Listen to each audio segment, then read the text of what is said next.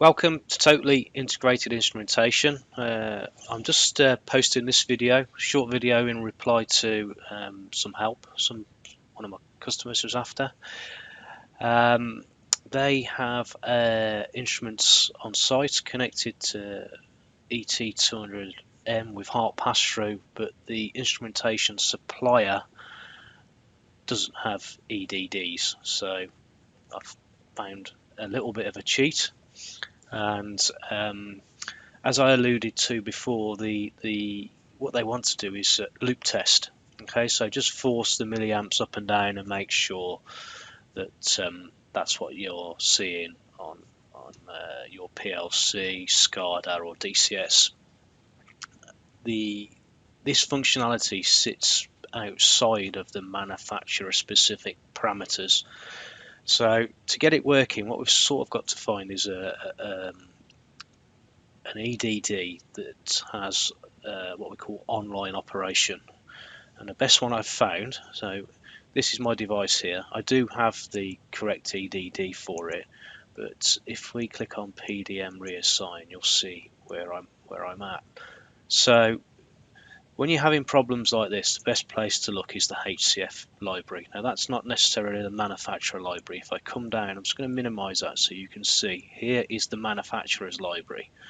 And for this particular customer, it was a Yokogawa device. So if I go to Yokogawa pressure and have a look under here, I only have two devices. Now that maybe I'm not an expert on Yokogawa, that may be just their current products. But if we go to the HCF library, which is an independent library of sorts, we can scroll down and we will see under here, we can finally get to it, Yokogawa. And then under here, this particular customer had a YTA 600, I think it was. Well, there's a few here. Okay, now all we want to do is loop test. Let's say if you had the correct EDD from the manufacturer, that would always be my recommendation. So I'm going to select this device here. I'm not going to do any uploads or downloads because when I open this project, it will sort of make sense. So this parameter set is online, and there you can see the loop test. So whenever I click on any of these buttons, it goes online for this specific section only. And as I alluded to, the loop test should sit outside of the manufacturer specific area, should be in the generic area. So what we're looking for is the device to connect. If you look in the bottom right hand corner of PDM, we're waiting for this green light to come on,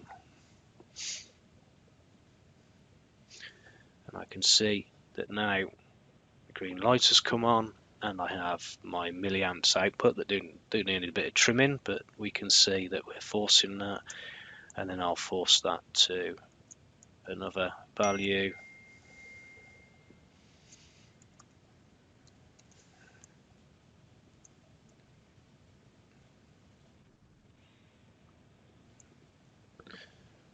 And I will set that to 20. So there you go. I wouldn't use this for anything other than doing a loop test. But always have a look in the HCF library first if you don't have the EDD from the manufacturer. I have done a test with the official EDD, and the milliamp values, when you force them, go to the same values. So there you have it. Hope you found that useful, how to do a loop test. We call it a fudge where I'm from, but at least it gets it working with other devices. Hope you found that useful. Please stay tuned for future videos. Cheers.